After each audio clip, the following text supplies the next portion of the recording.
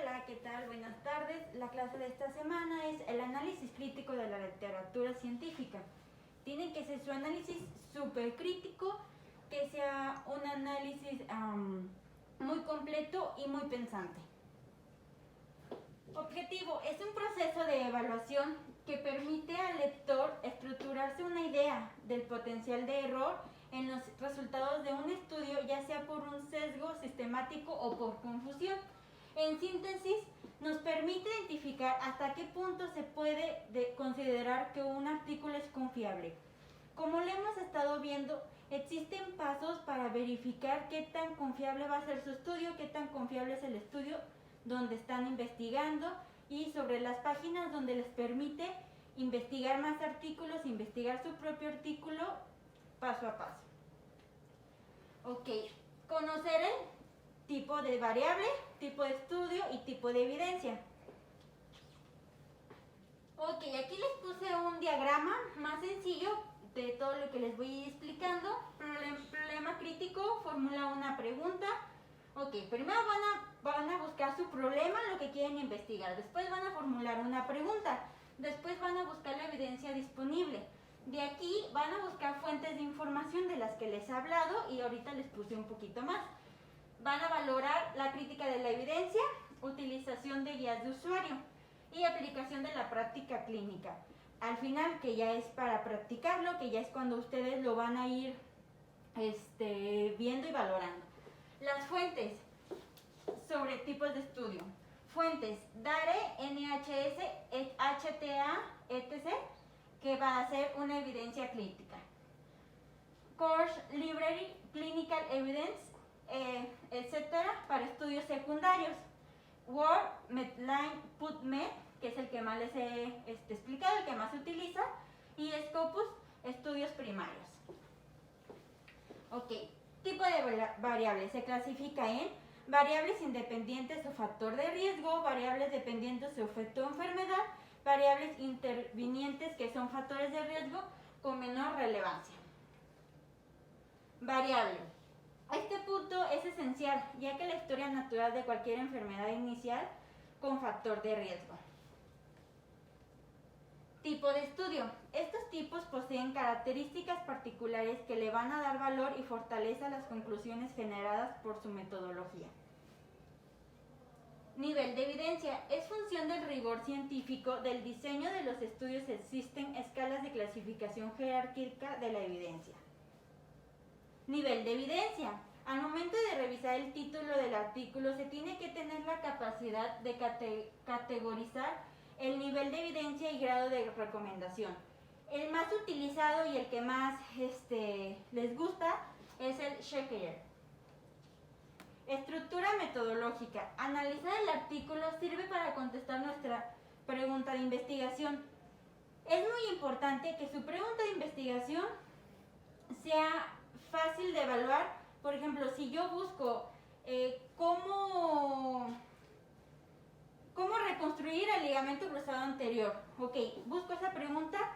¿Y por qué? Por el fin de llegar a que me lo estén contestando en el artículo. Hacer una evaluación crítica y valorar la congruencia metodológica. La búsqueda de información mediante esta estrategia conduce a un resultado óptimo en corto tiempo. ¿Qué quiere decir? Como les decía, si yo busco reconstrucción del ligamento cruzado anterior y me aparece del ligamento cruzado posterior, pues así como que no me va a estar contestando lo que yo estoy investigando. Entonces, los artículos, todo es para minimizar el tiempo de los médicos y puedan investigar más y que sea un poco más corto toda su investigación y más completa. Y sería todo por hoy. Si tienen alguna pregunta, dejarlas en las redes sociales y gracias. Hola, ¿qué tal? Buenas tardes. Estamos aquí en Guadalajara, Jalisco, en Centro Médico Puerta de Hierro, en TOP, en Traumatología Ortopedia Práctica, con el doctor José Alberto Reyes Pedrosa y la doctora Sandra Archundia Nájera. Bueno, vamos a continuar con la sesión de esta semana sobre los factores en el tratamiento de la lesión del mango rotador. Hay que recordar que en la sesión antepasada estuvimos hablando del tratamiento y las generalidades de esta lesión, pero esta sesión está destinada a hablar de los factores que influyen en la decisión, así como el tratamiento, cuando decidir una cirugía abierta y una cirugía artroscópica.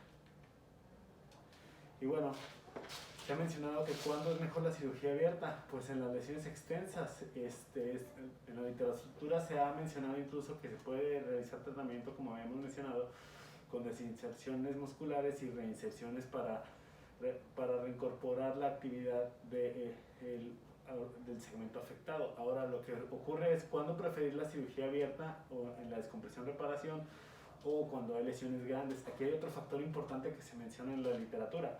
La realidad es que en la antigua escuela o en la enseñanza previa antes de la cirugía artroscópica, todas las cirugías se hacían abiertas y tenían un buen resultado. ¿Cuál es la ventaja entonces de la artroscopía? La minimización de la lesión al organismo con pequeñas incisiones, el tiempo de recuperación menor, la disminución del riesgo de la infección, son de los factores importantes. Aquí influye mucho una situación, la educación médica y la preparación quirúrgica del cirujano que vaya a realizar el procedimiento, ya que hay cirujanos que se sienten más cómodos realizando algunos procedimientos abiertos que se pueden realizar de manera artroscópica y viceversa. Y entonces, en el tratamiento conservador existen muchas evidencias de que el tratamiento conservador, como tratamiento de primera intención en una lesión del mango rotador, nos va a permitir incluso valorar la viabilidad de la funcionalidad. Esto quiere decir que al indicar un tratamiento conservador en este tipo de pacientes, aunque la lesión esté en jóvenes en la mayoría, ellos, si la lesión es muy severa, va a progresar, y esto implica que si el mango solamente tiene una sección mínima o una lesión que no afecta tanto el ancho o un desgarro, el tratamiento conservador va a permitir que se recupere. Cuando son una lesión múltiple o un desgarro masivo, a pesar del tratamiento conservador, para que haya el tratamiento quirúrgico. Y este lapso de tiempo con rehabilitación, con analgésicos y con inmovilización, da algo de tiempo a que se produzca una fibrosis, y esa fibrosis incluso ayuda en un tiempo mayor a realizar la reparación. Hay muchos resultados que hablan de variación en los autores en la literatura. En este estudio, el 33% demostró de los autores que solo el 92% tenía éxito y buen retorno a la función completa, pero un 87% de estos pacientes no iban a tener el resultado adecuado, es decir, podían recuperar su capacidad funcional, pero no al 100%. Y esta es la base de que el tratamiento conservador a la mayoría de las lesiones leves o no severas van a poder tener una buena progresión. Pero como hay factores adyacentes que son la edad, la clase funcional, infiltración grasa, todos estos factores pueden, aunque sea una ruptura leve, puede estar junto a otra lesión previa. Entonces, ¿por qué un anclaje de sutura se puede considerar bueno para el mango rotador cuando es un tratamiento abierto? Primero, estos puntos que se elucidaron en un estudio previo, en el cual son 3 puntos de los principales, que se fije firmemente a la superficie de sutura del hueso, el no retirar del hueso durante tensiones cíclicas, es decir, que tenga la capacidad de resistir los movimientos, además de que se produzca o se pueda insertar fácilmente. Y estos 3 puntos complementarios, que es facilitar el tratamiento artroscópico, mantener múltiples suturas o múltiples nudos y múltiples hilos a la vez, y además no causar morbilidad a largo plazo o no producir un daño, que era lo que se producía con las anclas metálicas previamente. Otras de las características son pues que tenga un bajo costo y que tenga un atento soporte en la industria, es decir, anclas que se descontinúan y que solamente se utilizan o se tienen los kits para un corto tiempo, no se ven más aptas por el alto costo económico. Y otros factores, pues el tejido del mango rotador, las rupturas del mango rotador van a ser de espesor parcial, longitudinal, un espesor completo, los desgarros van a ser moderados, retraídos o significativamente disminuidos, y además las reparaciones pueden tener desgarros en la inserción de la huella, en la unión musculotendinosa, y cada uno de estos va a presentar desafíos específicos y diferentes, y se pueden considerar opciones de anclaje. Entonces, ¿todos los desgarros van a ser iguales? Pues no, la realidad es que los desgarros van a ser de menores o cortos o significativamente significativamente disminuidos, y esto implica que las reparaciones fallidas pueden tener desgarros en la inserción musculotendinosa, o cada uno de estos desgarros va a presentar desafíos específicos, y es aquí donde entra la importancia de personalizar al paciente y a su vez poder lograr establecer un diagnóstico específico de cada uno de ellos. Y en esta imagen nada más mostramos un desgarro parcial del supraespinoso y podemos ver cómo se ve la inserción del supra desgarrada. Las lesiones de pasta las vamos a tomar como un ejemplo para poder visualizar y mostrar una reparación. Y pues recordamos que es una ruptura parcial, un desgarro que no ha ido totalmente y que llega a la superficie articular y afecta el tendón supraespinoso y usualmente es una avulsión traumática. Y bueno, pues las lesiones de pasta, aquí podemos ver que principalmente los desgarros involucran el 50% más del ancho del tendón.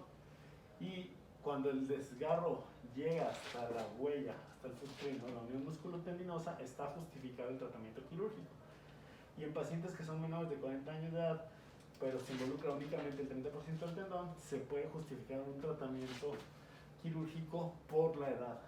El grosor va a justificar la intervención quirúrgica, y esto es muy importante porque a la hora de establecer el rol de preparación del paciente con rayos X, con resonancia magnética, con tomografía, es necesario validar, contar con toda la información posible para poder realizar un tratamiento. Entonces, se recomiendan dos técnicas quirúrgicas para la reparación del desgarro tipo pasta, que es el desgarro y la reparación transtendinosa, y el enfoque de liberación y reparación, que es la segunda. Y en esta imagen podemos ver cómo se hace una unión con una ancla. Podemos ver aquí nada más cómo el desviamiento y cómo a través del ancla se pasa el ancho y se hace una reparación. Aquí podemos ver cómo sobrepasa la unión musculotendinosa, y al quedar el ancla fijada aquí, nos valemos de las suturas para hacer la reparación. Entonces, la reparación transtendónica de la lesión tipo pasta va a comenzar con el desbridamiento de la tuberosidad mayor próxima al cartílago articular, y una vez que se complete el desbridamiento se va a hacer la colocación del ancla como la mostramos previamente. Y en esta imagen podemos ver mucho más claro que nada más se hace la fijación, la introducción, y las suturas quedan por fuera y se hace el nudo artroscópico.